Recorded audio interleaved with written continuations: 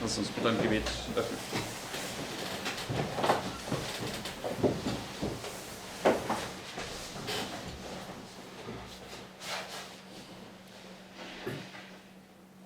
Dear Heavenly Father, Lieber himmlischer Vater, Lord, we thank you and praise you for this new week.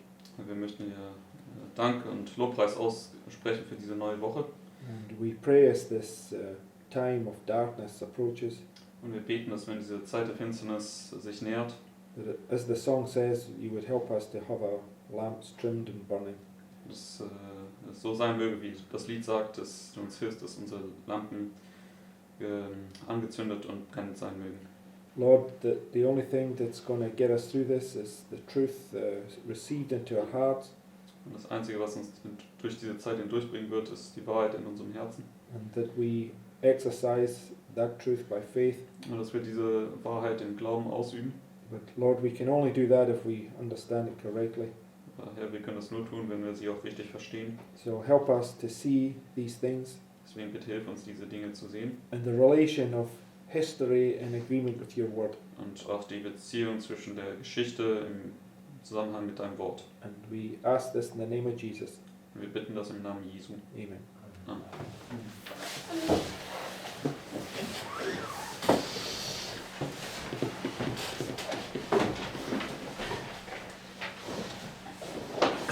Okay, so this morning we're just going to remind ourselves about some principles. Heute Morgen werden wir uns an ein paar Prinzipien wieder erinnern. And as usual, I will be asking the most awkward questions. So Ich werde auch wieder dann Fragen stellen. don't get dismayed by those things Und wenn sie nicht immer ganz so eindeutig sind, dann lasst euch nicht entmutigen dadurch. and do your best to answer them, even though you might get them wrong. Und versucht einfach das Beste darauf zu antworten, auch wenn es vielleicht eine falsche Antwort erstmal sein sollte. Right? Okay. There's no points. It's all for our benefit. Amen. Wir sammeln nicht irgendwelche Punkte, sondern es geht letztendlich um unseren Nutzen dadurch. Okay. The notes I've posted. Die Notizen habe ich gepostet. And if we go to Daniel 11 verse 40, Und wenn wir zu Daniel 11, Vers 40 dann gehen, this is where this movement all began. das ist ja, wo diese Bewegung mit angefangen hat. Okay, and it says, and at the time of the end shall the king of the south push at him, and the king of the north shall come against him like a whirlwind, with chariots, with horsemen, with many ships. So, what's the basic points of this verse? Also was sind sozusagen was sind die What's the grundlegenden, theme of this verse? sind die grundlegenden Punkte dieses Verses oder was ist dieses Thema dieses Verses? Yes, two kings. What about these two kings? Also gibt es hier zwei Könige und was ist mit diesen zwei Königen? Fight each other. Yes, there's two kings fighting each other. Ja, das sind diese zwei Könige, die hier miteinander kämpfen. And who are these two kings? Und wer sind diese beiden Könige? The north and south, right? Der Norden und der Süden. In Daniel 11 is the revelation, right? Und Daniel 11 ist die Offenbarung. Because this is, we'll just go to Daniel 10, Denn wenn wir jetzt zu Daniel 10 gehen,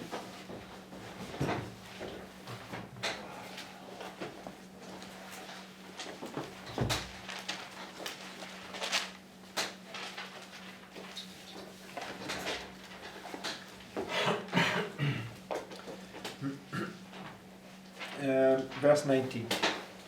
Daniel 10 und dann Vers 19. And said, O man greatly beloved, fear not, peace be unto thee, be strong, yea, be strong. And when he had spoken unto me, I was strengthened, and said, Let my Lord speak, for thou hast strengthened me. Then said he, Knowest thou wherefore I come unto thee? And now will I return to fight with the prince of Persia, and when I am gone forth, lo, the prince of Grecia shall come. But I will show thee that which is noted in the scripture of truth, and there is none that holdeth with me in these things, but Michael your prince. And what does he come to reveal to him? Bis Vers 21. Und was ist mit Gabriel hier gekommen, um zu offenbaren? Daniel 11, right? Daniel 11. And Daniel 11 is this war between the north and the south. Und Right? Daniel 11 ist ja dann der Krieg zwischen Nord und Süd. Okay, so the revelation that the Lord wants to unfold to us is the correct understanding of this war between the north and the south. Also Right? die Offenbarung, die der Herr uns offenbaren möchte, ist dieses richtige Verständnis über den Krieg zwischen Nord und Süd. Okay, so let's remind ourselves of some points. Und lass uns jetzt gehen und uns noch an ein paar Punkte zurückerinnern. Because Daniel 11:40 begins at the time of the end. Weil Right? Daniel 11, Vers 40 fängt ja an der Zeit des Endes an. So at the time of the end, the king of the south wars against the north and the north retaliates. Right? Also zur Zeit des Endes führt dann der Süden Krieg gegen den Norden und der Norden schlägt dann aber zurück. So first quote from Review and Herald, December 15. Erstes Zitat hier aus dem Review and Herald. It says, "We are living in the time of the end. Thrones and churches have united to oppose God's purposes. The association of man with man, which God designed should be a means of strengthening goodness and happiness, is used as a means of strengthening evil and of developing tendencies to rebellion. Men have assumed despotic power and human laws have been put in the place of the law of God." So here we have the Sunday law, right? Dann haben wir jetzt das Sonntagsgesetz. Who makes the Sunday law? Und wer macht das Sonntagsgesetz? The north, right? Der Norden. Is the south happy about that? Und wird sich der Süden über dieses Sonntagsgesetz freuen? No, Nein. right? So, from our studies, we understand that the north and south is the whole world, right? Also von unseren Studien haben wir verstanden, dass der Norden und der Süden letztendlich die gesamte Welt But there's a divide. beinhaltet. There's a divide in ideology within Satan's kingdom. Aber Right? es gibt letztendlich eine Trennung von Ideologien innerhalb dieses Königreichs Satans. Okay, so one is religiously minded, Also die eine Gruppe ist religiös gesinnt, okay, the north, das ist der Norden. okay, and the other one is an unreligious rabble, the south, right? Und die andere Gruppe ist sozusagen eine unreligiöse Gruppe, das ist der Süden. Right? Richtig? Okay, but there's some points that we really need to understand about this, right? Aber da sind ein paar Punkte, die wir wirklich darüber verstehen müssen. Both sides are really unreligious, right? Beide Seiten sind im wahrsten Sinne gesehen Because unreligiös. both of them have false concepts about religion, Denn beide haben nämlich falsche Konzepte über die Religion. right? But it's about these two ideologies that they hold on to, that they hate each other, right? Aber es ist, weil sie diese zwei verschiedenen Ideologien festhalten, hassen sie sich gegenseitig. Okay, now if we go to Matthew 24 and verse 6, Jetzt gehen wir zu Matthäus 24, Vers 6. we look at the Sunday law because this is what we just read there. It's talking about the time of the end where church and state comes together, Wir right? schauen uns das Sonntagsgesetz genauer jetzt an, denn das ist ja, was wir gerade gelesen haben, wo zur Zeit des Endes Kirche und Staat zusammenkommen. So that's right here, right? Das wäre dann hier an der Wegmarke. So here you have north and south warring against each Also other, hier haben wir right? Norden und Süd, wie sie gegeneinander Krieg führen. Just on a basic level, right? Einfach auf einem grundlegenden Niveau. Right? And you see that when we read Matthew 24 from verse 6 forward. Und wenn wir jetzt Matthäus 24, Verse 6 bis 8 lesen, It says, "And ye shall hear of wars and rumors of wars. See that ye be not what? Troubled." Right? Why does it say that? warum sagt es das? Because there's trouble, right? Weil weil es dort eine Trübsal gibt. But we are not to be troubled by the troubles, right? Aber wir sollen nicht beunruhigt werden durch diese Trübsale. See that ye be not troubled, for all these things must come to pass, but the end is not yet. For nation shall rise against nation, and kingdom against kingdom. Right? So, what do we see here? Also was sehen wir hier in Vers 7? What is it referring to? Worauf nimmt das Bezug? Yeah, the northern kingdom coming against the southern kingdom, right? Das nördliche Reich, wie es gegen das südliche Reich kommt. And it says there shall be famines and pestilence and earthquakes in diverse places. All these are the beginning of sorrows, beginning of the birth pangs, right? Bis Vers 8. Sind Okay. Anfang der Wehen. So right here, the sorrows between the north and the south begin, Also wir fangen jetzt diese Geburtswehen zwischen Nord und Süd an. right? Very simple, right? Richtig? Okay, and if you go to the next quote, Wenn wir jetzt zum nächsten Zitat gehen, we're now going back in history because history is to be repeated, right? wir gehen jetzt zurück in der Geschichte, weil die Geschichte soll sich ja wiederholen. We go back to the history of 1848. Wir gehen jetzt zurück zur Geschichte von 1848. And what happened in 1848? Und was ist 1848 passiert? So they tried to put the Pope on the throne. Who's they? The kings. Okay, the kings of the earth, right? Also die Könige der Erde wollten damals den Papst wieder auf den Thron setzen. Right. And what happened? Und was ist dann passiert? A big part of the population was not happy, so they rebelled against. There was a revolution, right? Und dann war ein großer Teil der Bevölkerung nicht glücklich damit und es gab eine Revolution. Okay, now when we're talking about these things, we have to be very specific. Was the king of France, right? Das war der König von Frankreich damals. Was the king of France who brought all the other kings together, right, to put the Pope back on his throne, right? Das war der König Frankreichs, der die ganzen anderen Könige mitversammelt hat, um den Papst wieder auf den Thron zu setzen. And the people of France, the citizens of France, rose up in rebellion, right? Und die Bevölkerung von Frankreich ist dann dagegen in Rebellion aufgestanden. Okay, and in the Bible, France is likened unto the south, to Egypt, Und right? in der Bibel wird ja Frankreich mit dem Süden oder mit Ägypten dann verglichen. France was a symbol of the world, right? Und Frankreich ist auch ein Symbol für die Welt. So, but you have the king, right, with all the other kings represent these 10 kings that put the Pope back on the throne, right? Und wir hatten dort den König zusammen mit den anderen Königen. Also diese 10 Könige, sie setzen den Papst wieder auf den Thron. Okay, and that's what we see in Revelation 17, Und right? das ist auch, was wir in Offenbarung 17 sehen können. And who does that?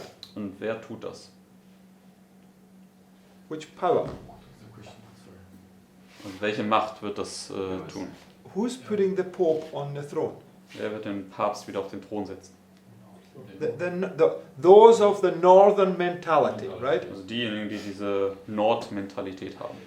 Because the whole world is Egypt, right? Die gesamte Welt ist ja Ägypten. Okay, but Egypt has a divided mentality, and this is what we see with the north and the south, right? Also die gesamte Welt ist Ägypten, aber Ägypten hat sozusagen eine getrennte oder geteilte Mentalität, nämlich Nord und Süd.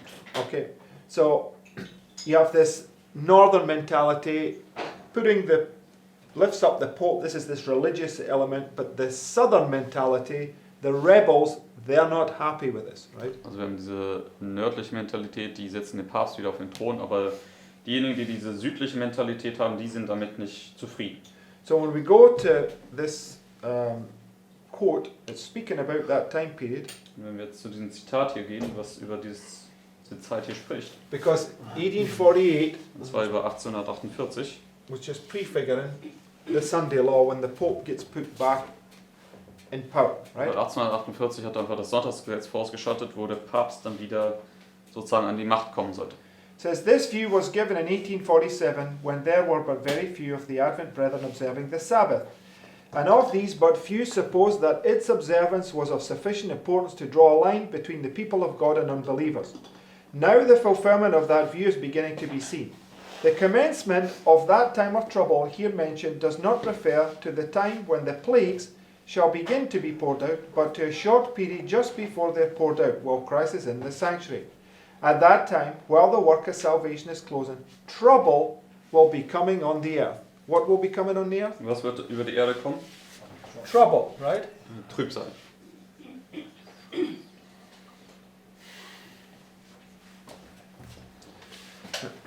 And the nations will be angry, yet held in check so as not to prevent the work of the third angel.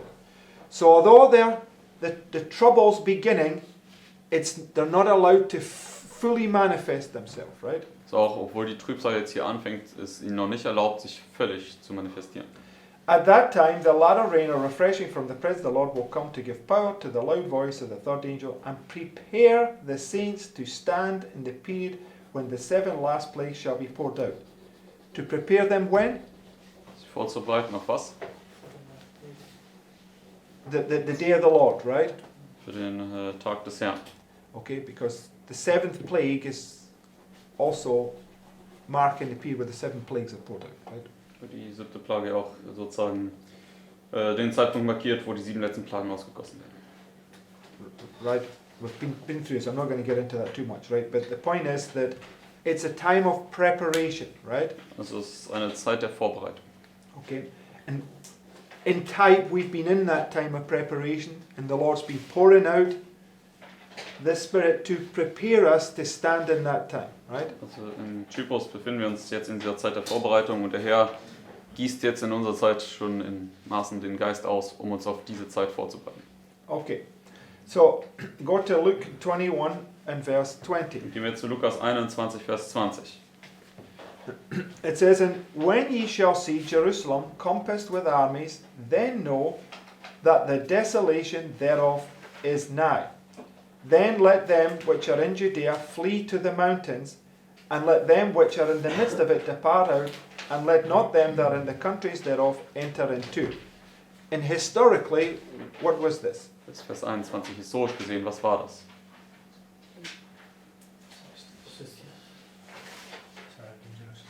Yes, but it was when Rome compassed Jerusalem, right? Das heißt, als Rom Jerusalem umlagerte. Okay, so here you have the fate of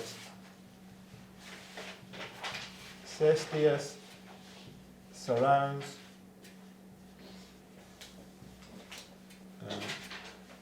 Jerusalem. Sehen wir Cestius, wie er Jerusalem umlagert. This was the north, right? Das war ja der Norden. Okay, so and when that happens, right, it's a sign for God's people to flee, right? Und wenn das passiert, dann ist das ein Zeichen für Gottes Volk zu fliehen. Okay, go now to the next quote from 5 Testimonies 464. Gehen wir jetzt hier zum nächsten Zitat.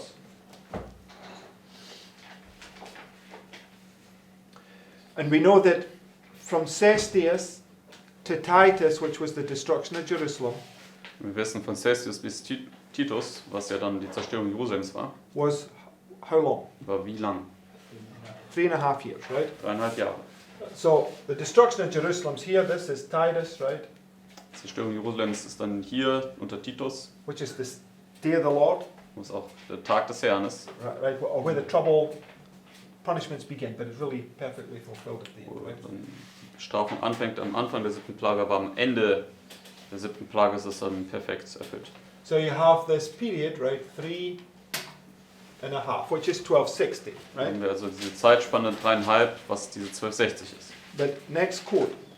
Nächstes Zitat aus 5t. It said, it is no time now for God's people to be fixing their affections or laying up their treasure in the world. The time is not far distant when, like the early disciples, we shall be forced to seek a refuge in desolate and solitary places. As the siege of Jerusalem by the Roman armies was the signal for flight to the Judean Christians, so the assumption of power on the part of our nation and the decree enforcing the papal Sabbath will be a warning to us. So what she parallel Cestius with? Und womit setzt sie jetzt Cestius parallel? The Sunday law, right? Mit dem Sonntagsgesetz. It will then be time to leave the large cities preparatory to leaving the smaller ones for retired homes in secluded places among the mountains. And now, instead of seeking expensive dwellings here, we should be preparing to move to a better country, even a heavenly. Instead of spending our means in self-gratification, we should be studying to economize it. Right, I'm not going to go into the rest of that. But so, since 2014, this movement, what should we have been doing? Also seit 2014 in dieser Bewegung, was sollten wir eigentlich bereits tun? Sorry? No, in regards to what we've just read, what does it say we should be doing? Also in Bezug auf das, was wir gerade jetzt gelesen haben, was sollten wir getan haben? Getting out of those cities into the country, right? Sollte man sich aus den Städten rausgekommen sein und aufs Land gekommen sein. Did we see them surround the cities? Haben wir bereits jetzt gesehen, wie sie die Städte umlagern? Yes, all the lockdowns, all the restrictions imposed, right? Get out of there, right? Diese Lockdowns und diese ganzen Einschränkungen, die sie auferlegen, Ja, wir sollen aus den Städten rauskommen.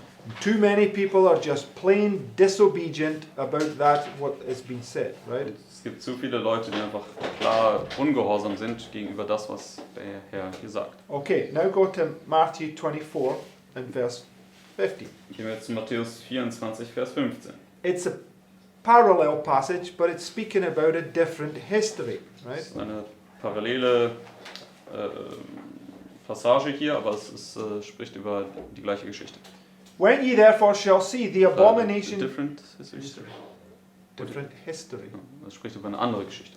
Okay, when ye therefore shall see the abomination of desolation spoken of by Daniel the prophet stand in the holy place, whoso readeth, let him understand. Then let them which be in Judea flee into the mountains. Right?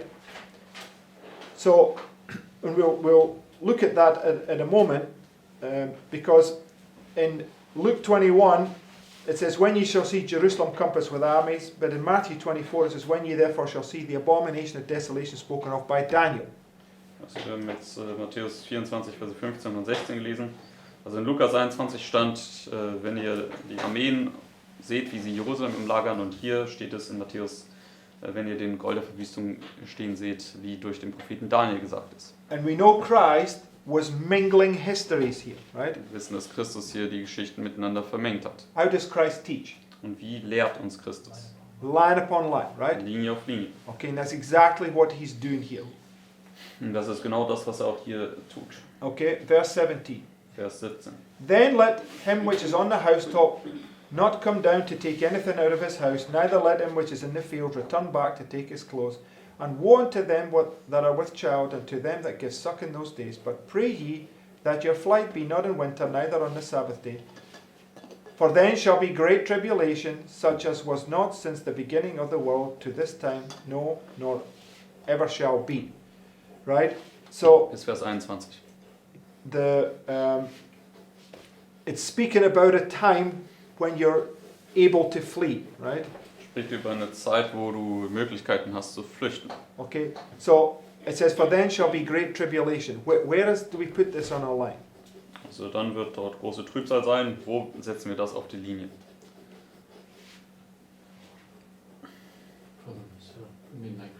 At the midnight, right? So, Im Mitternachtzug. so here it's marking.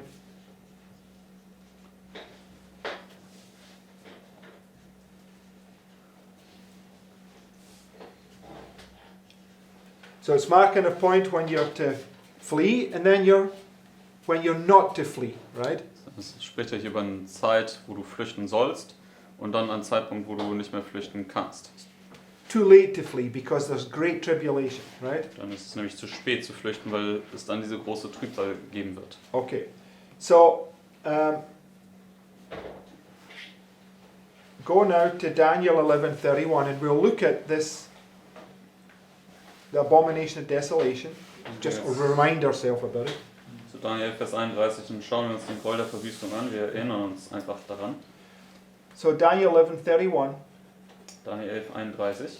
An arm shall stand in his part, and they shall pollute the sanctuary of strength. They shall take away the daily, and they shall place the abomination that maketh desolate. Right? So the daily and the abomination that maketh desolate. What are these? Das tägliche und der Gräuel der Verwüstung, was sind das für Mächte? Paganism? Baptized paganism. Yes. Or the Okay. Desolations. No, no, no, Heidentum. think about this. Just The south and the okay. Think about this subject always that we're talking about, right? Das Heidentum, das Papsttum, aber es ist auch der Süden und der Norden. Also denkt immer an das zugrunde liegende Thema, was wir What's besprechen. the difference between the daily and the transgression of desolation? Und was ist der Unterschied zwischen dem täglichen und der Übertretung der Verwüstung? no religious. Religious. Yeah, that's true, but Der Gräuel der Verwüstung. I'm asking specifically, what's the difference? That is a difference, but Non-religious and religious. no, Marius has just said that point. Oh, Okay, so think about when we've studied these things, what's the daily and what's the transgression of desolation? What's the difference between them? Also was der Unterschied zwischen dem täglichen und hier dem Gräuel der Verwüstung?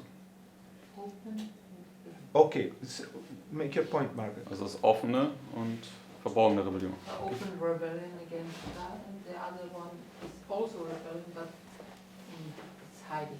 Hiding how? Also das eine ist offene Rebellion, der Süden gegen Gott, und die andere Macht, die verbirgt ihre Rebellion, aber wie? Okay. So who are Das war these durch two elements? so ein religiöses Gewand. Wer sind diese beiden Elemente hier? Right, the south and the north, right?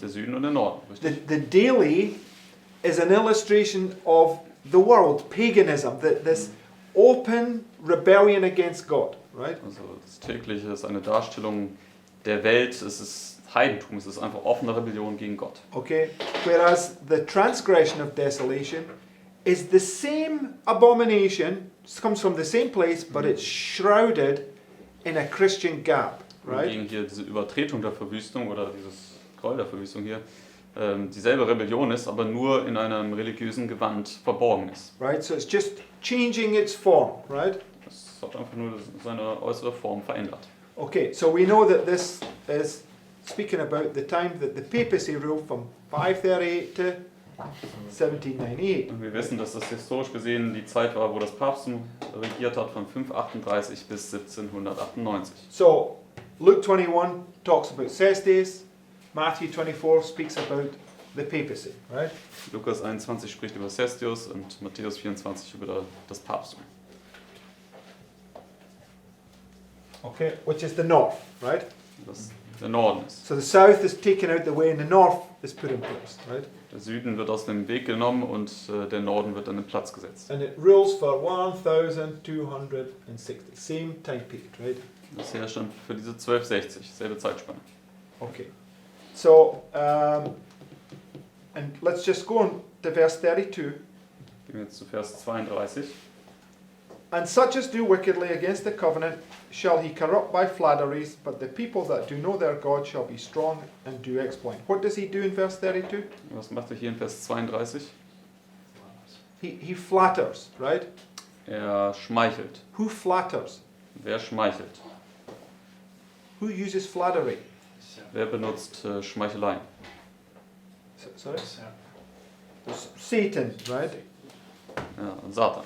And he does it through his agents, right? Und er tut das durch seine Mittelsmänner. And the Pope is his chief agent and hence is using flattery, right? Und der Papst ist sein Hauptwerkzeug und deswegen steht es auch, dass hier der Papst Schmeicheleien benutzt. So we know that this tree with the serpent sat on it represents these kings with that woman controlling their mind, Wir right? wissen ja, dass dieser Baum, wo die Schlange drauf sitzt, dann diese Könige darstellt, wo die Frau auf dem Verstand sitzt.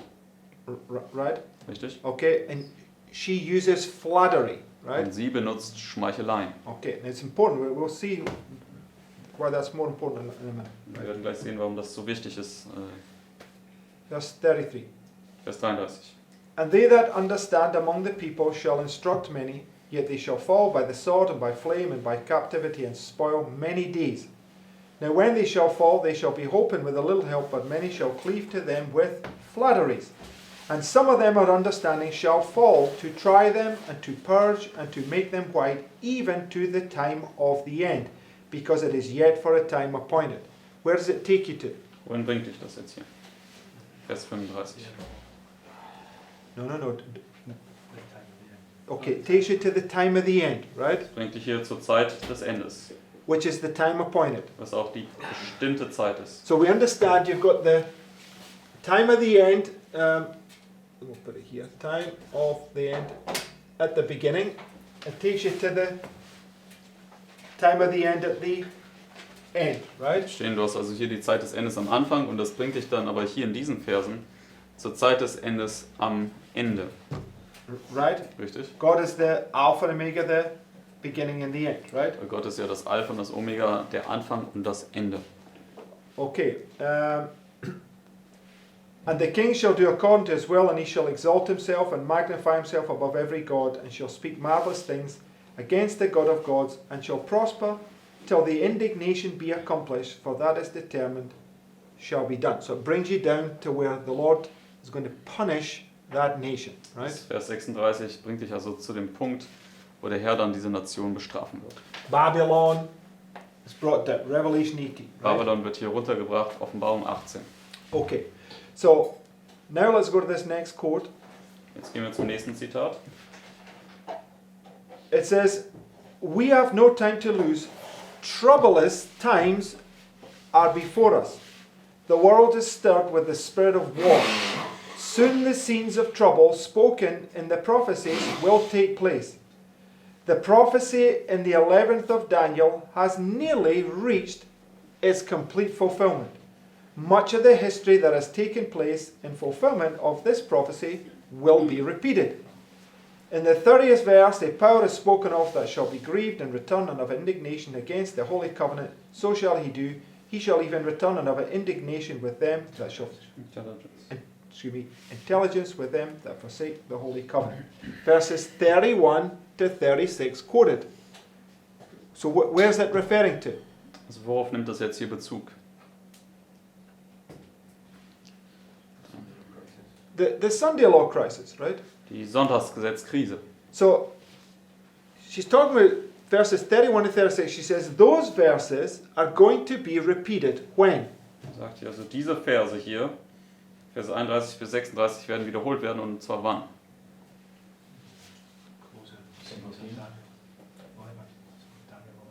Okay, read the first sentence Lest nochmal hier den ersten Satz. and the bit after it. So when is she speaking about? Also woraus spricht sie hier? It's in the answer. It's the time of trouble. That's what she's speaking about. She's saying Das ist die Zeit der Trübsal, darüber spricht sie. verses 31 to 36 is the time of trouble that's before us, right? Verse 31 bis 36 ist die Zeit der Trübsal, die vor uns liegt. Okay, and she's saying that we've already established from the Bible and Spirit of Prophecy that this is the time of trouble, or this time of trouble is not the time of trouble where the 7 last plagues are going to be poured out, Wir haben ja right? schon etabliert, eben gerade vom Geist der Weissagung, dass diese Zeit der Trübsal noch nicht die Zeit der Trübsal ist, wo die 7 letzten Plagen ausgegossen werden. And this is Daniel 11, 31 to 36, Und right? das ist ja auch die Zeit von Daniel 11, Verse 31 bis 36. And now she's saying there's a time of trouble before us, Aber right? jetzt In sagt front of us. Sagt sie, dass noch eine trübsalige Zeit vor ihnen liegt oder vor uns liegt. And those verses, 31 to 36, which is this 1260, right, Und diese Verse 31 bis 36, was diese 1260 ist, are going to be repeated. diese Verse werden dann in dieser zukünftigen Trübsal wiederholt werden. Okay, and it's the time of trouble, right? Und es ist die Zeit der Trübsal. So this time here is just prefiguring when it's really poured out, right? Deswegen diese Zeit im Sonntagsgesetz schattet nur voraus, wo es dann wirklich ausgegossen wird. Because what does he do here? Denn was tut er hier? He holds the winds, right? Da hält er noch die Winde fest. But that's how we can know that you've got all these plagues, and the 6th plague is typified here, 7th plague typified here, right? Deswegen wissen wir, dass in dem Sinne auch im Sonntagsgesetz die Plagen vorausgeschattet werden. Zum Beispiel hier, die 6. Plage wird hier vorausgeschattet und die 7. Plage dort. But this time of trouble, when it comes here, it's fully loosed, right? Aber wenn dann die buchstäblichen 7 letzten Plagen kommen, nämlich diese Zeit der Trübsal, dann werden diese Sachen völlig gelöst werden. Okay, next paragraph. Nächster Absatz. Scenes similar to those described in these words will take place. We see evidence that Satan is fast obtaining the control of human minds who have not the fear of God before them. Let all read and understand the prophecies of this book, for we are now entering upon the time of trouble spoken of in Daniel 12, 1 to 4. Right? So let's read Daniel 12. Okay, Sie zitieren jetzt hier Daniel 12, Vers 1 bis 4. Lass uns da jetzt hingehen. And at that time shall Michael stand up. Now when does Christ stand up? Wir lesen jetzt Vers 1. Wann wird Christus aufstehen? The close of probation, right? Am Ende der Gnadenzeit. When he finishes his work in the sanctuary, he says, "It is done." Right? Wenn er sein Werk im Heiligtum beendet und sagt, es ist geschehen. Right here. It is done. Right? Genau hier. Dann sagt er dann, es ist geschehen. Right? In the type, we know he begins here with one group and he works his way down till the last person's done. Right? Wir wissen im Typus, da fängt er am Anfang der 7. Plage an mit der ersten Gruppe und dann bis zum Ende wo dann die letzte Person abgehandelt worden ist. It says, And at that time shall Michael stand up, the great prince which standeth for the children of thy people, and there shall be a time of trouble, such as never was since there was a nation, even to that same time. And at that time thy people shall be delivered, every one that shall be found written in the book. So we know Daniel 12:1 is also parallel to the seventh plague, right? Das in Daniel 12, Vers 1 ist aber auch gleichzeitig eine Parallele zur 7. Plage. Because at the seventh plague, what does Christ say? Denn zur 7. Plage, was sagt dort Christus? It is done, right? Es ist geschehen. And that's when you're found written in the book, right? Das ist ja, wenn du auch im Buch eingeschrieben bist. So there's lots of layers on these, right? Es gibt also verschiedene Lagen, um das anzuwenden. So we can write here, it is done, because it's the type of the seventh plague, right? Dann können wir nämlich auch hier markieren, ist es geschehen, weil diese Zeit ist ja dann der Typus für die 7. Plage. So what I want you to see, right, is here you have a time of trouble, right? Was ich euch zeigen möchte, ist, hier haben wir also eine Zeit der Trübsal am Anfang. Here you have great tribulation. And what did it say about the great tribulation? Und hier haben wir dann große Trübsal oder Drangsal am Mitternachtsruf. Und was sagt es darüber? Go back to go back to Matthew. You didn't put the verse in. I didn't read it. No, Okay. you didn't put it in. Trouble such as one was never seen. Go to Matthew 24, verse 21. right? Matthäus 24, Vers 21. Gehen wir da zurück. We went to, maybe we just didn't read it, but it's in the notes, Das ist in den Notizen. right? It says, For then shall be great tribulation. We wrote it here, right? Also dann soll da große Trübsal sein. Oder Drangsal sein, das ist hier. Such as was not since the beginning of the world to this time, no, nor ever shall be. Right, and it's talking about here, right? Spricht dann hier rüber. But when we go back to Daniel 12, Aber wenn wir jetzt zurückgehen zu Daniel 12, this is what I like about this. Daniel 12 and verse 1. Daniel 12, Vers 1. And at that time shall Michael stand up, the great prince which standeth for the children of thy people, and there shall be a time of trouble, such as never was since there was a nation, even to that same time. So what do we see? Und was sehen wir hier? No, you're missing the point, right? Just follow along where I'm going. We started here, then we went to here, and then we went to here, and that point is also there, right? The perfect fulfillment. Also wir haben hier im Sonntagsgesetz begonnen, dann sind wir zum Mitternachtsruf gegangen, jetzt zum Anfang der 7. Plage und dann am Ende ist die perfekte Erfüllung. What do we see? Was sehen wir? Look at the board, guys. What do we see? Was sehen wir hier auf der Tafel? You're not paying attention. We started here, right? Wir haben hier begonnen, And then we come to here, you got a great tribulation. What did it say about the great tribulation? dann sind wir hier gekommen zur großen Drangsal. Was sagt es darüber? Such as never. So this tribulation is much greater than this, right? Also diese Drangsal ist größer als die hier. And this time of trouble at the seventh plague, right, this is a type of the Daniel 12 and verse 1, right? Und diese Trübsal hier ist ein Typus in dieser Darstellung von Daniel 12, Vers 1. Right? And then you get to the seven plagues, right? Dann kommst du zur 7 letzten Plagen. And then it'll take you down to this perfect one, the seventh plague, right? Und dann würde es dich hinabführen zur perfekten Erfüllung unter der buchstäblichen 7. Plage. So what do we see? Was sehen wir also? Right, we see an increase of trouble step by step, all the way down, right? Also wir sehen eine Zunahme an der Trübsal, Schritt für Schritt, den Weg entlang. Every time a time of trouble comes, it's greater than the time that was before or ever has been, right? Jedes Mal, wenn eine trübsalige Zeit kommt, dann wird es immer größer sein als alles zuvor. Because Sister White, when she talks about the Great Tribulation, what does she say that it was? Denn Ellen White, wenn sie über die große Drangsal spricht, was sagt sie, was war es gewesen? What does she refer it to in history? Worauf nimmt sie der Bezug geschichtlich gesehen? What's the question? The Great Tribulation here, when Sister White talks about it, what does she refer it to in history? Die große Drangsal hier, worüber spricht Ellen White? Was war das geschichtlich gesehen? 1260 people. The 1260. Das war die 1260 gewesen. And this time of trouble here, where's it marked in the Bible? Und diese Zeit der Trübsal hier, wo wird sie in der Bibel beschrieben?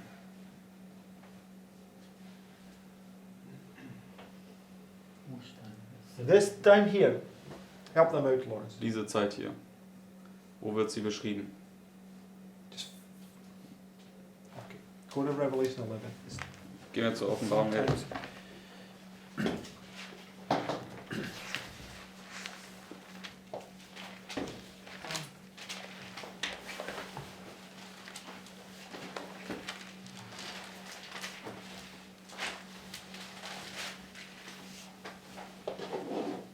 And verse 7. Und dann Vers 7. Speaking about the two witnesses, right? Spricht dann hier über die zwei Zeugen. And when they shall have finished their testimony, the beast that ascendeth out of the bottomless pit shall make war against them, and shall overcome them and kill them. Where are we? Wo befinden wir uns hier? No, that's true. That's in history. But where are we on our? We're dealing with on the line here. Wo sind wir hier auf der Linie? This point, right? Where they go to put you to death, right? In diesem Punkt hier, wo sie dich zu Tode bringen würden. Okay, and it says, and their dead bodies shall lie in the street of the great city, which is spiritually called Sodom and Egypt, where also our Lord was crucified. And they of the people and kindreds and tongues and nations shall see their dead bodies 3 days and a half, and shall not suffer their dead bodies to be put in the graves. Right? And the French Revolution, she says, is speaking about the end of the world. Also bis Vers 9. Und Ellen White sagte, die französische Revolution spricht über das Ende der Welt. How long does it last for? Und wie lange dauert sie an? Okay, 3.5, right? Also 3,5 So- Tage hier. For the first group, but the whole thing, right? So what you have here, from here to here. 1260, right? Das haben wir hier, 1260. So what did it say was the beginning of here? Also was sagt es hier? Womit hat das hier angefangen? What are the sorrows? Trouble. Also die Wehen haben dort angefangen. Was sind die Wehen? The birth pangs, right? Die Geburtswehen. So 1260 is the big birth pang, right? Also 1260 ist die große Geburtswehen. Smaller birth pang, but it's even more stronger, right? Kleinere Geburtswehen, aber stärker jetzt. Smaller birth pang, even stronger, right? Kleinere Geburtswehen, aber noch stärker. That's what nature teaches, right? About birth pangs, Und right? das ist ja, was die Natur uns über die Geburtswehen lehrt. They're smaller, but they're stronger, right? Sie werden immer kürzer, aber immer stärker. Right? It's all marked by the 1260. Und das ist alles durch diese 1260 dargestellt. Is the 1260 also the 7 last plagues? Sind die 1260 auch die 7 letzten Plagen? Yes, Yeah. right? Okay. So it's all about this time of trouble between these two nations, right? North and the south, Es right? geht immer um diese Zeit der Trübsal zwischen Nord und Süd. Okay. So let's look at that now, because we read Matthew 24 and the sorrows here are marked beginning by nation against nation, kingdom against kingdom, right? Lass uns das jetzt anschauen. Denn es hat ja in Matthäus 24 hier mit Nation gegen Nation und Königreich gegen Königreich angefangen. Okay, but let's go to Isaiah 19, which marks the time of the end at the end, right? Lass uns jetzt zu Jesaja 19 gehen, denn da wird ja die Zeit des Endes am Ende dargestellt. Verse 1. Vers 1. It says, The burden of Egypt, behold, the Lord rideth upon a swift cloud, and shall come into Egypt, and the idols of Egypt shall be moved at his presence, and the heart of Egypt shall melt in the midst of it. What's going to melt? Was wird dort schmelzen? The heart of what? Das Herz Ägyptens. So what's it telling us? Was sagt uns das? What does Egypt represent? Was repräsentiert Ägypten? The world. Right, so those that are worldlings, their hearts are going to melt, Also right? die Welt in dem Kontext hier. Also diejenigen, die diese Weltlinge sind, deren Herzen werden schmelzen. Why? Warum? Because in verse 2 it says, And I will set the Egyptians against the Egyptians, And they shall fight every one against his brother, and every one against his neighbor, city against city, and kingdom against kingdom. What do we see? Vers 2 haben wir gelesen. Was sehen wir hier? Same as what we saw at the beginning, right? Dasselbe, was wir auch am Anfang sehen konnten. Right? It's just greater. Das ist Right? einfach nur jetzt hier größer. Am Ende. Right? Richtig? Okay. So this whole scenario that's going on here is this war between the north and the south, right? This time of trouble. Das ganze Szenario, was wir also in dieser Zeit der Trübsal sehen können, ist der Krieg zwischen Nord und Süd. Okay? And the spirit of that war is found in Genesis 16 and verse 12. Und der Geist dieses Konfliktes, dieses Krieges, finden wir in 1. Mose 16, Vers 12. Speaking about Ishmael, Das right? spricht über Ismael. Right? It says, and he will be a wild man. His hand will be against every man, and every man's hand against him. Right? So when we go to Galatians chapter 4, it tells us who Ishmael represents. Und Galater Kapitel 4 wird uns jetzt sagen, wer Ismael ist, wen er darstellt. Right? Verse 29. Galater 4, Vers 29. But as then he that was born after the flesh, Ishmael, persecuted him that was born after the spirit, even so it is now. So who's Ishmael? Also wer ist hier Ismael? The children of the flesh, right? Er stellt diese Kinder des Fleisches dar. Which are the children of Egypt, right? Und das sind auch die Kinder Ägyptens. So when you go back to Genesis 16 and verse 12, what do the children of the flesh do? Und wenn wir jetzt zu 1. Mose 16, Vers 12 gehen, was macht Ismael hier? Oder die Kinder des Fleisches? Fight each other. They fight each other, right? Sie kämpfen gegeneinander. Okay, now just, I've got to put this verse in, but you go to Daniel chapter 2, Ich habe jetzt vergessen, diesen Vers in die Notizen zu tun. Gehen wir jetzt zu Daniel 2.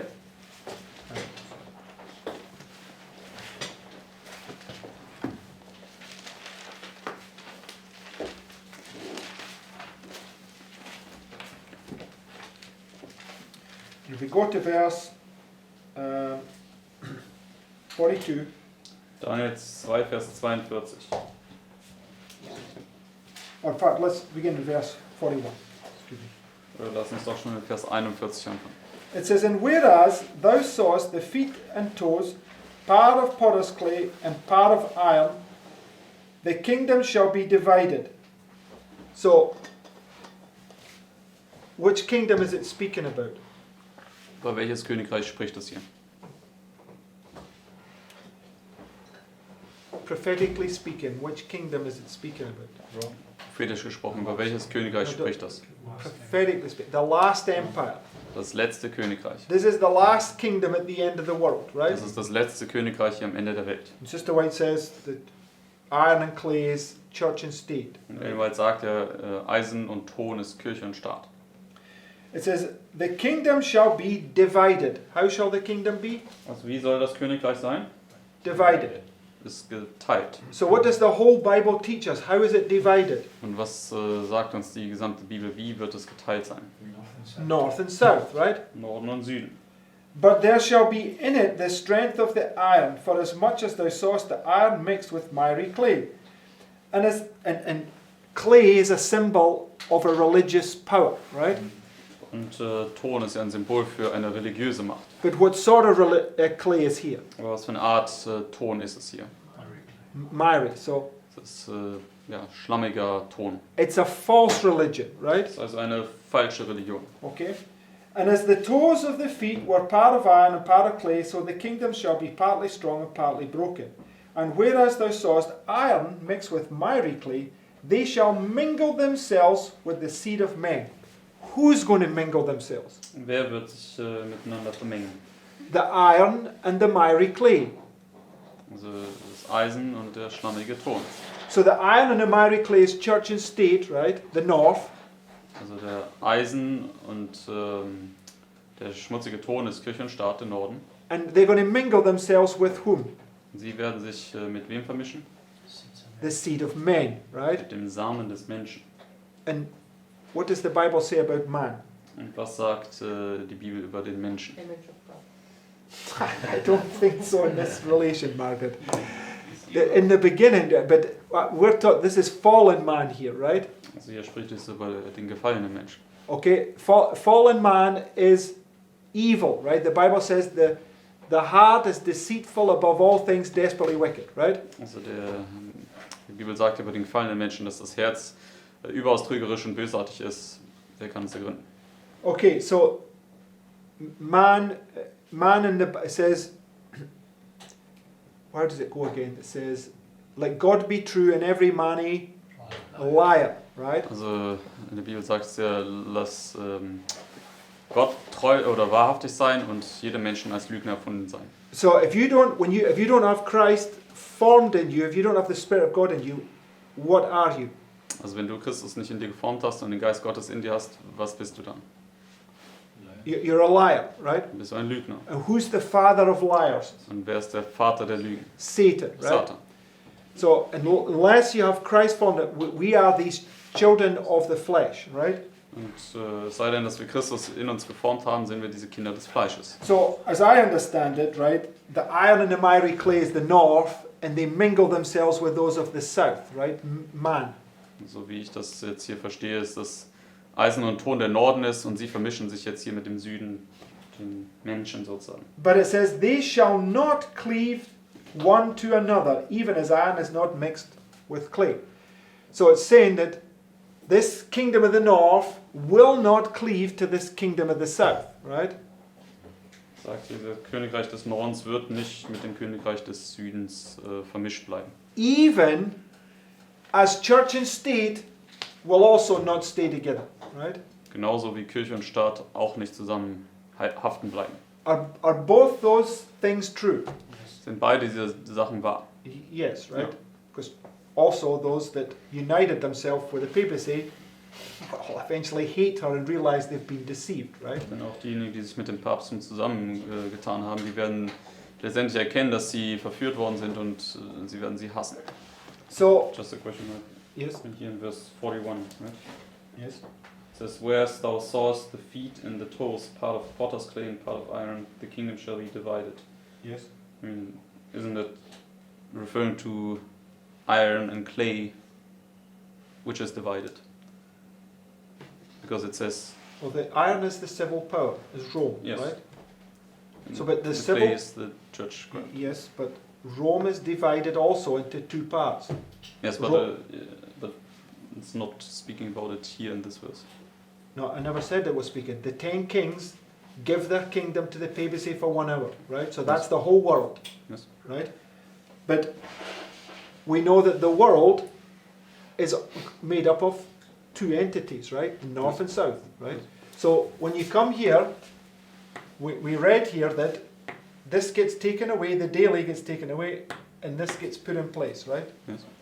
But does it last? No, because this is what it's saying here in verse 43. No, my point is here in 41. It says, whereas thou sawest the feet and the toes, part of potter's clay and part of iron, the kingdom shall be divided. So this division refers to the division of Nobody's arguing that point. Go to verse 43. clay and iron. So As you see church and state divided, so the kingdom is divided, is what it says. No, just wait a minute. Yes. We're looking at this far too now, and I'm not going to get in an argument about this now. But in verse 43, there's two divisions. In verse 41, there's only one division. Yes. Right? And the one division in 41 is about church and state. Nobody's arguing that. No, That's but what, that's because what you said it was north and south, so that's my question. No, okay. It is. Where does the north get its power from? From the south, right? So it's always about a division between north and south, right?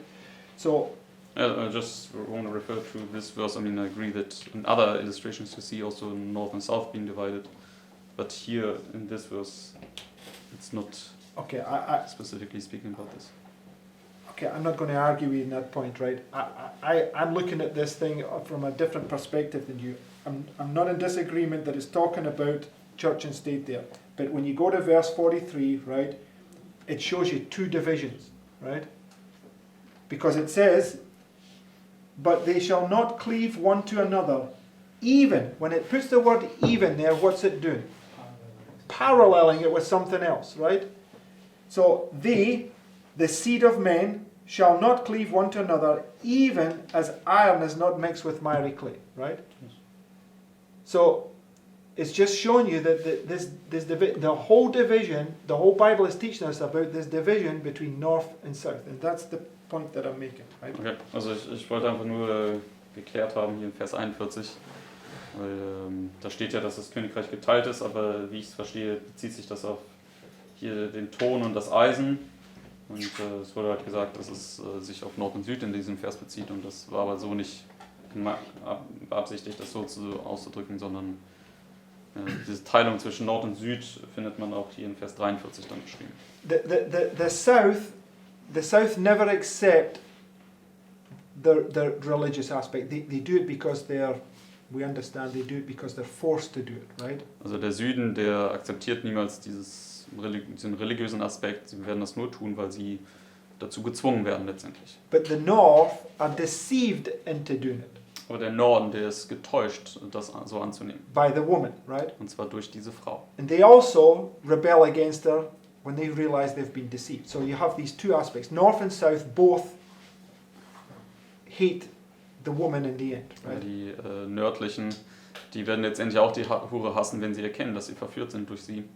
Und deswegen letztendlich beide Aspekte haben wir dann hier, die dann letztendlich dann rebellieren. But they also both hate each other. Right? Aber sie hassen sich auch gegenseitig. Okay, and it's this hate, this whole symbol here, this hate for this north, between the north and the south, that I want us to finish the thought on. Right? Und ich möchte jetzt hier den Gedanken abschließen hier mit diesem Hass zwischen Nord und Süd. Das möchte ich jetzt hier weiter fortführen. Okay, now go to the next heading about the Jesuits. Gehen wir jetzt hier zur nächsten Überschrift, die Jesuiten. Revelation 18, verse 21. Offenbarung 18, Vers 21. It says, And a mighty angel took up a stone like a great millstone and cast it into the sea, saying, Thus with violence shall that great city Babylon be thrown down, and shall be found no more at all. So Lawrence went through this, and I also went through it the other day, that speaking about the punishment upon Babylon, right? So, wir sind da in den vergangenen Studien hindurchgegangen. Spricht hier über die Bestrafung über Babylon. And Babylon is this, in this context here, Babylon is the woman that's been deceiving the kings of the earth. Also in diesem Kontext spricht hier Babylon über diese Frau, die Erde verführt oder die Könige der Erde verführt. Right? Richtig? Okay, it says, And the voice of harpers and musicians and of pipers and trumpeters shall be heard no more at all in thee, and no craftsman of whatsoever craft he be shall be found any more in thee, and the sound of a millstone shall be heard no more at all in thee, and the light of a candle shall shine no more at all in thee, and the voice of the bridegroom and the bride shall be heard no more at all in thee. For thy merchants were the great men of the earth, for by thy sorceries were all nations deceived. So they realize now that they've been deceived, right? Bis Vers 23. Sie erkennen jetzt, dass sie hier getäuscht worden sind. And they were deceived by her sorceries, right? Her false medicine, right? Also sie sind jetzt hier durch ihre Zaubereien verführt worden, durch ihre falsche Medizin. Both literal and spiritual. Sowohl buchstäblich als auch geistlich. So they have this literal pharmacy, right? This all these false drugs and everything that they promote, these vaccinations. Also sie haben diese buchstäbliche Pharmazie, also diese ganzen Medikamente und so weiter. Just don't use that word. Okay, I'm not using that word. Und sie haben halt diesen Peaks, ja, den sie jetzt zum Beispiel promoten. Okay, but it also says that the leaves of the tree were for what? Und diese Blätter, wofür waren die, des Baumes? For healing, right? Für die Heilung der Nation, für Heilung. So what's the opposite? Und was ist der Gegensatz dazu? Her wine, what does it do? Ihr Wein, was tut der? It makes you sick. It's also pharmacy, right? It's this false healing message, right? Also der babylonische Wein, der macht dich krank. Das ist auch Pharmazie, das ist diese falsch babylonische Botschaft. Now, the important verse I want you to see is verse 24. Aber der wichtige Punkt, den ich euch sehen lassen möchte, ist Vers 24. And in her was found the blood of prophets and of saints and of all that were slain upon the earth. How many? Wie viele? All. Alle. Now, the point I want to get here, the woman Das gesamte Blut. in the statue sits upon every mind, right? Und in Offenbarung 17, da steht ja sitzt die Frau auf jedem Kopf dieses Standbildes sozusagen. What about the Greek horn? Was ist mit dem griechischen Horn? Also, right? Auch. Now, who have we come to understand is the Greek horn? Und was haben wir verstanden? Wer ist dieses griechische Horn? Das große Horn. No. The south. Stick to the narrative, Das ist der right? Süden. It's the south, right? Das ist der Süden. But when the prophetic narrative shows us that the south is unreligious. Aber wir haben ja gesehen, die prophetische Erzählung zeigt uns, dass der Süden an sich unreligiös ist oder ja, also keine Religion hat. Okay, so the south at this moment is being illustrated by Biden, right? Und der Süden momentan ist ja durch Biden jetzt illustriert. Does Biden believe religion? Glaubt Biden an irgendeine Religion? Not so. When he got inaugurated, he took a Jesuit Bible. Also als er eingesegnet worden ist, hat er eine jesuitische Bibel genommen. Now, everything has its purpose, right? Nun, alles hat ja seinen Sinn und Zweck. He's a Catholic, but he is the most unreligious man, right? Also er ist ein Katholik und er ist aber ein sehr unreligiöser Mann. And you must get this point, right? Und du musst diesen Punkt verstehen. Because it says here, and in her was found the blood of prophets and of saints and of all that were slain upon the earth. Wir haben hier nochmal Vers 24 gelesen, also alle, die auf Erden erschlagen worden sind. So it shows you that the woman was also sitting on the mind of the south. Deswegen zeigt uns letztendlich, dass die Frau auch auf dem Verstand des Südens saß. Okay, get this point here. Now go to Revelation 17 and verse 5. Und jetzt werdet ihr gleich hier den Punkt besser verstehen können. Gehen wir zu Offenbarung 17, Vers 5. It says, and upon her forehead was a name written, Mystery Babylon the Great, the mother of harlots and abominations of the earth. And I saw the woman drunken with the blood of the saints and with the blood of the martyrs of Jesus. And when I saw her, I wondered with great admiration. So she's the mother of whom? Sie ist die Mutter von wem? Right? Who are the harlots? Die Mutter der Huren. Und wer sind diese Huren? Protestants. The Protestants, right? Das sind die Protestanten. Apostate Protestantism is the one that sets the Pope back on the throne of the world, right? Abgefallener Protestantismus wird es ja sein, der den Papst wieder auf den Thron der Welt zurücksetzen wird. Okay. So she, the mother, controls apostate Protestantism, right? Also die Mutter, sie kontrolliert den abgefallenen Protestantismus. How do we know that? Wie wissen wir das? Because Herodias told Salome to do what?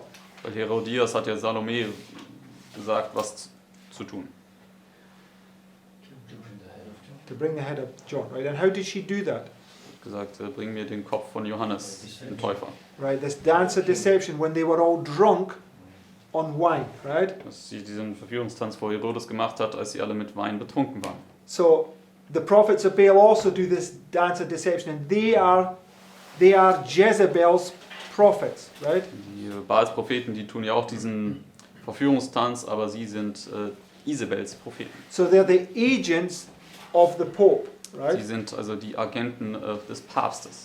Now this, you'll get where we're going in a minute. Right, let's read these two quotes. This first one from. Ihr werdet gleich verstehen, worauf ich hinaus möchte. Lesen wir die nächsten zwei Zitate. Das erste hier aus dem großen Kampf. It says, throughout Christendom, Protestantism was menaced by formidable foes. The first triumphs of the Reformation past, Rome summoned new forces, hoping to accomplish its destruction. At this time, the order of the Jesuits was created, the most cruel, unscrupulous, and powerful of all the champions of popery. Cut off from every earthly tie and human interest, dead to the claims of natural affection, reason and conscience wholly silenced, They knew no rule, no tie, but that of their order, and no duty but to extend its power.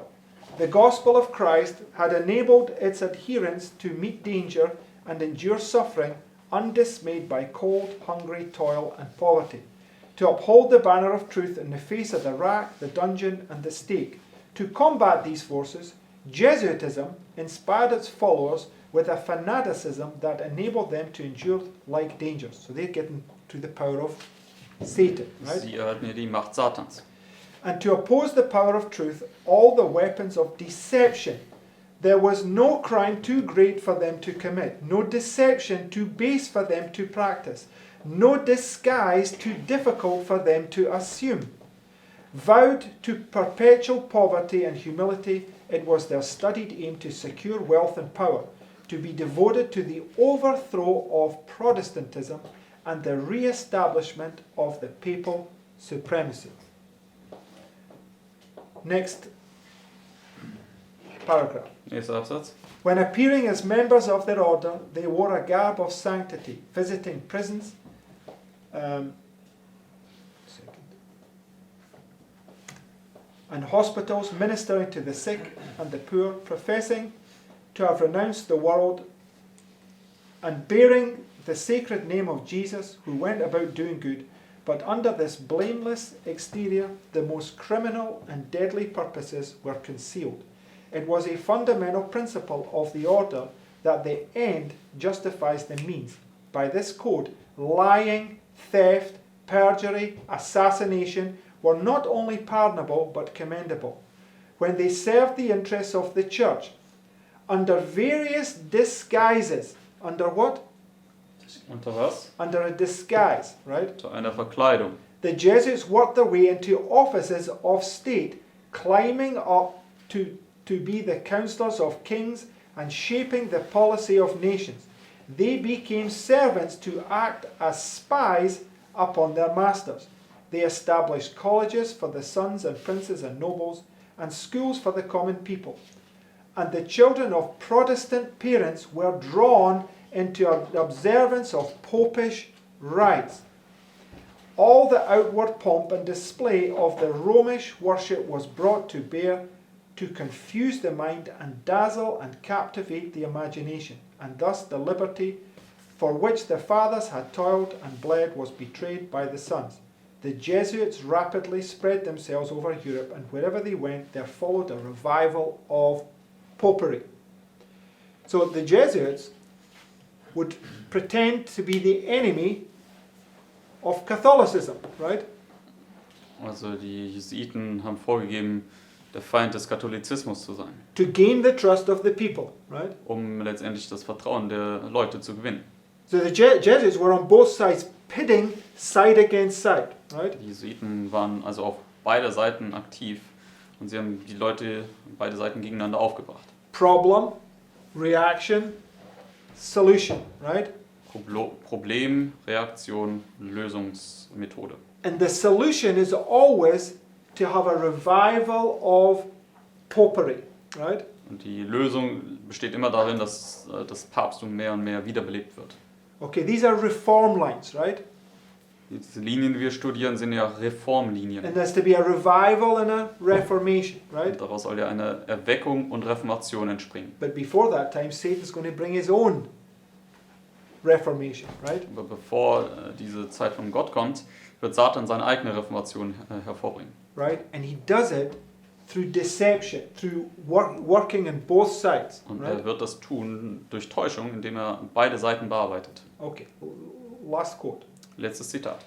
But why should we dwell on these written proofs of the disloyal and murderous principles of the Jesuits, when their acted deeds bear still more emphatic testimony to the true nature and effects of their principles?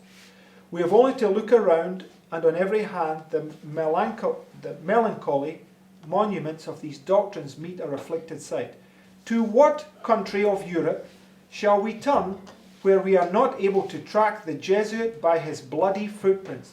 What page of modern history shall we open and not read fresh proofs that the papal doctrine of killing excommunicated kings was not meant to slumber in forgotten tombs, but to be acted out in the living world.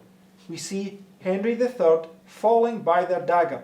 Henry IV perishes by the same consecrated weapon. The King of Portugal dies by their order. The great Prince of Orange is dispatched by their agent, shot down at the door of his own dining room. How many assassins they sent to England to murder Elizabeth. History attests that she escaped their machinations is one of the marvels of history. Nor is it only the palaces of monarchs into which they have crept with their doctrines of murder and assassination. The very sanctuary of their own popes they have defiled with blood. We behold Clement the 14th signing the order for the banishment of the Jesuits, and soon thereafter he is overtaken by their vengeance and dies by poison. In the gunpowder plot we see them deliberately planning to destroy at one blow the nobility and gentry of England.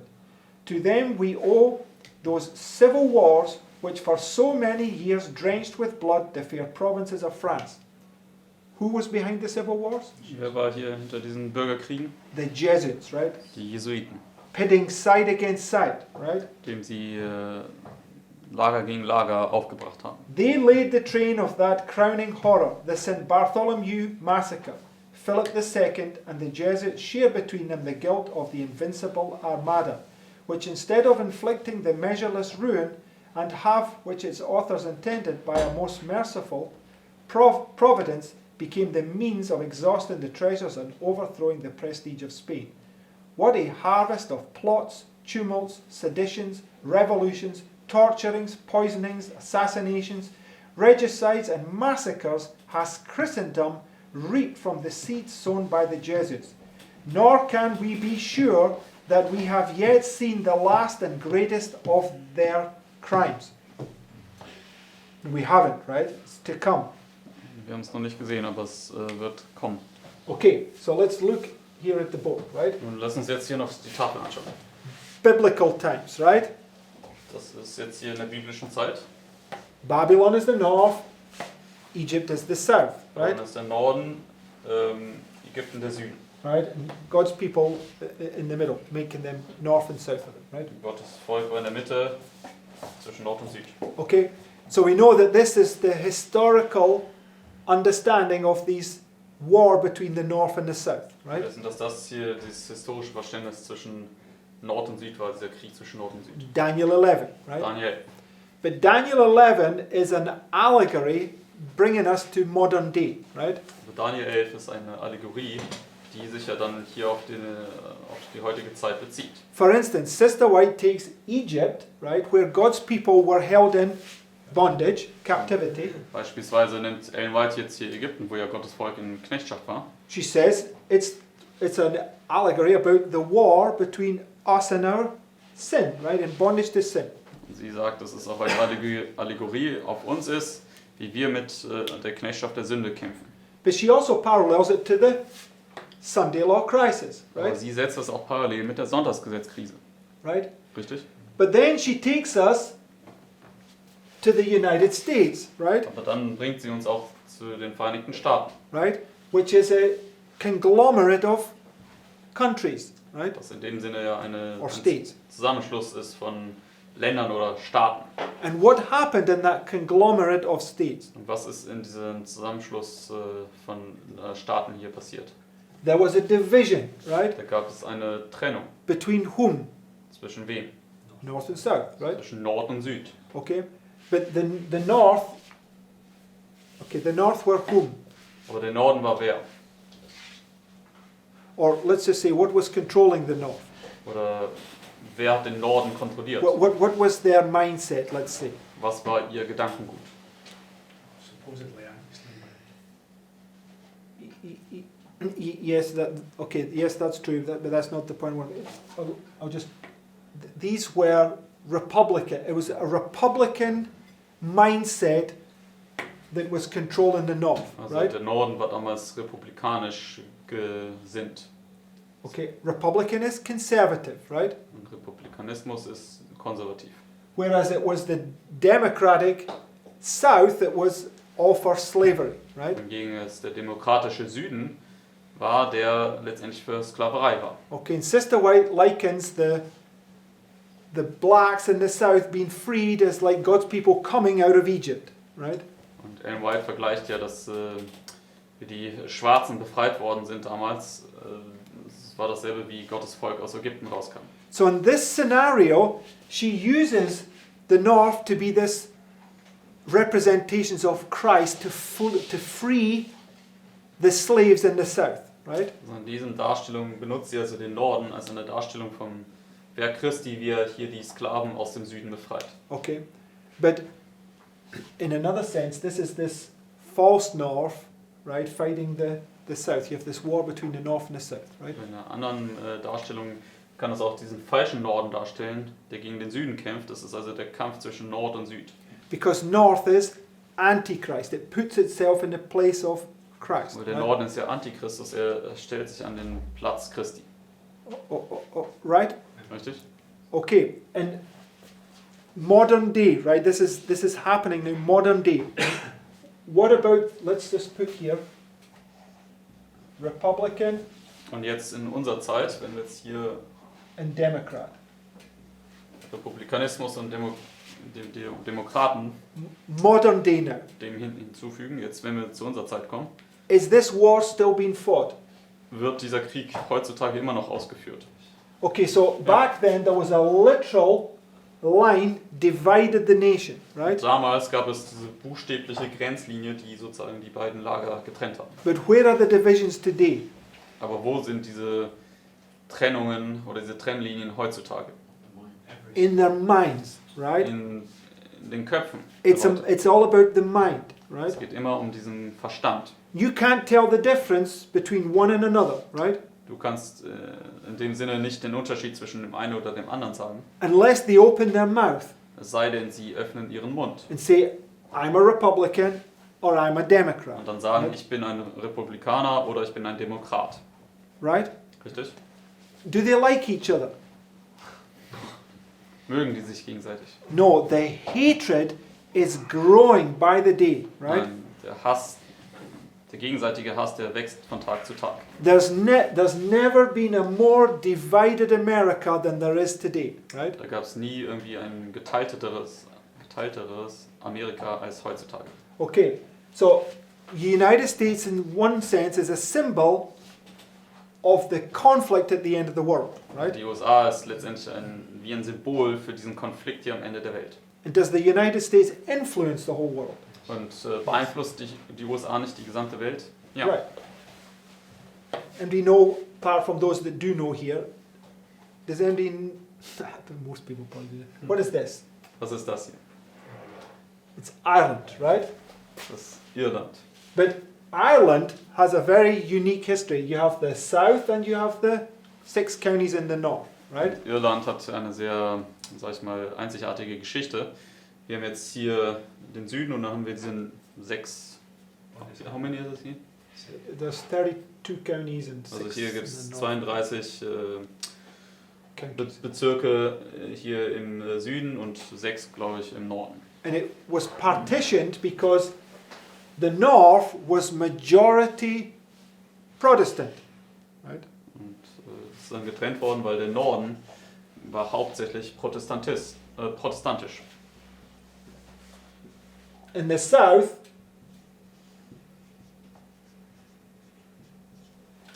it's Catholic, Wohingegen der Süden hauptsächlich katholisch war. right? So here's where this is where the point is. Now, if you ever know anything about this war's gone on for hundreds of years, but specifically, there was a time period from 1969 that lasted for 25 years, and it was called the Troubles. Also dieser Krieg zwischen hier diesem Nord und Süd ging schon über 100 Jahre her. Aber ganz besonders zwischen To 1969 1994, which is bis 25 years. 1994, also für 25 Jahre, gab es diesen heißen Konflikt, der auch dann als die Trübsale bezeichnet worden ist. Okay, and they call it the Troubles. Now there's no accidents in anything of this, right? Also sie nennen diesen Kampf die Trübsale. Es ist kein Zufall, dass sie das so nennen. Okay, so you have a apostate Protestantism, right, which is in the north. Also wir haben hier den abgefallenen Protestantismus, der hier im Norden ist. Well, it's all the government, the police and the army on its side. Und er hat die Regierung, die Polizei und das Militär auf seiner Seite. What does it say in Daniel 11:40? How does the north come against the south? Und was sagt es in Daniel Vers 40? Wie kommt der Norden gegen den Süden? So how does it come against the south? Also mit Schiffen und Streitwagen und Pferden. Also wie kommt er gegen den Süden? The state power and the militaries with the north, Die right? Staatsmächte und das Militär ist mit dem Norden. Right? It comes against the south. Und er kommt gegen den Süden. And I served 3 tours there, and I'll tell you, you've never met 2 communities that have such hatred and bitterness towards one another. Und ich persönlich war 3-mal dort in meiner Militärzeit. Und ich kann dir sagen, du hast noch nie irgendwie so eine Situation gesehen, wo 2 Gesellschaften oder Parteien so viel Hass gegeneinander haben können. And it was a real war. Und es war wirklich ein wahrer Krieg. It just wasn't open. You couldn't tell walking down the street who was who. Es war nur kein offener Krieg, denn du konntest nicht die Straße entlang gehen und sagen, ja, gehört zu dem und der gehört zu dem. Right, and here's the key, right? The North, these Unionists, were very much right-wing.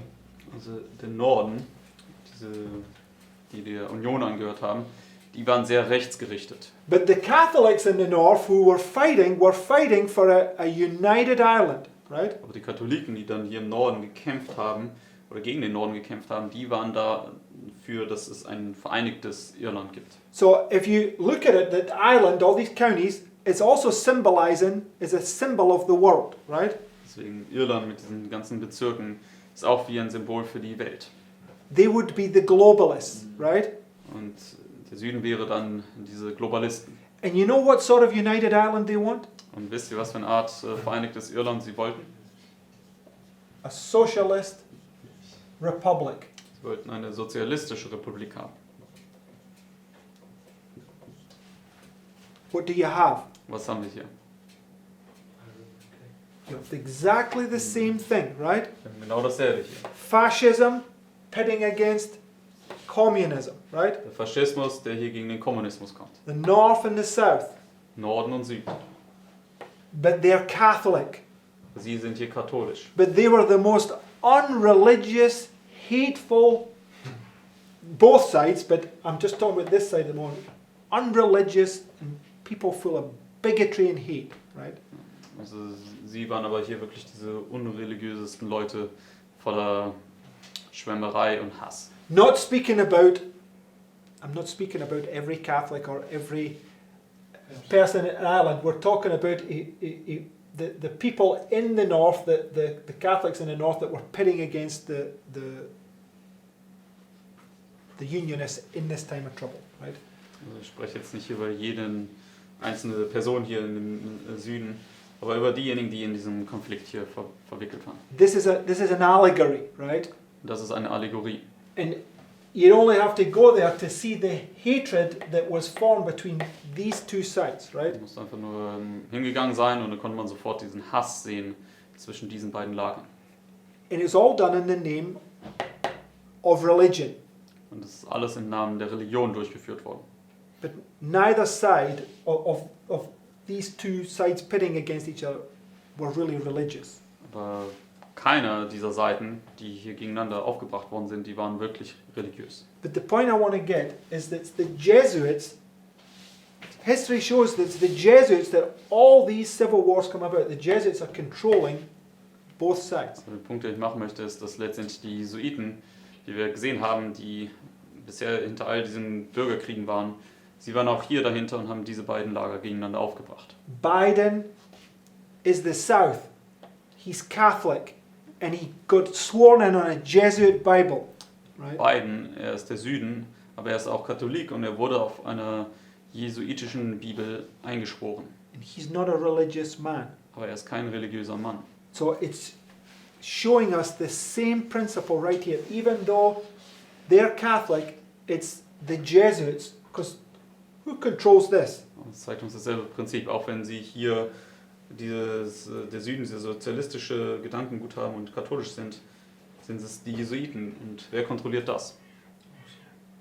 The Jesuits, right? Na, die Jesuiten auch. These are the daughters of the Pope. Sie sind die Töchter des Papstes. So you can see this civil war that went on for 25 years, this hatred between us, was controlled, the whole thing, by the Vatican. So hier können wir sehen, dieser Bürgerkrieg hier zwischen diesem Norden und Süden hier für 25 Jahre, der stattfand, war durch den Vatikan kontrolliert. And if you go to the end of it, look now, who came out on top? Und wenn du dann jetzt das Ende betrachtest, wer es letztendlich hat den Sieg sozusagen davon getragen. It was to bring about a revival of popery, right? Das Ziel war letztendlich dahinter, eine Wiederbelebung des Papsttums zu erreichen. So eventually they brought them to a peace process where they united together, but it says they shall not cleave, right? Also am Ende sind sie in dem Sinne durch einen Friedensprozess dann in einer Art und Weise zusammengebracht worden, aber es sagt ja, sie werden nicht aneinander haften bleiben. What have the Protestants done since that time? Was haben die Protestanten seit dieser Zeit getan? What have they done openly Was haben sie öffentlich gemacht? a few years ago? Ein paar Jahre. Said the protest is over, right? Sie haben gesagt, ja, der Protest, der ist vorüber. They united with the Catholics, right? Sie haben sich jetzt mit den Katholiken zusammengetan. But they shall not cleave, right? Aber sie werden nicht aneinander haften bleiben. And already it's proven true.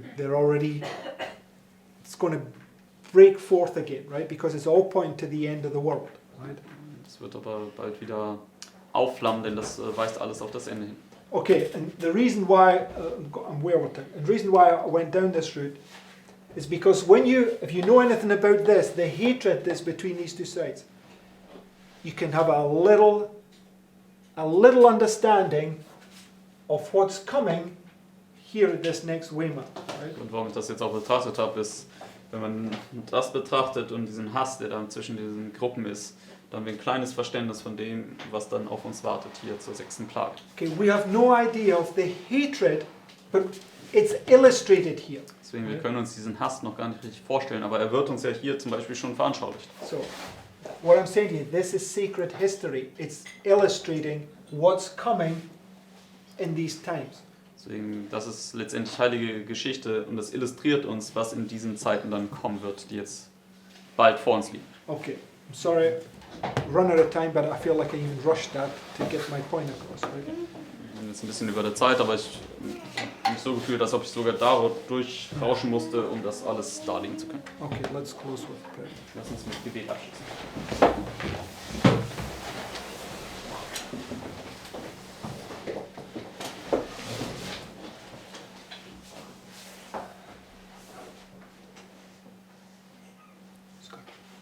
Dear Heavenly Father, Lieber himmlischer Vater, we thank you for this day.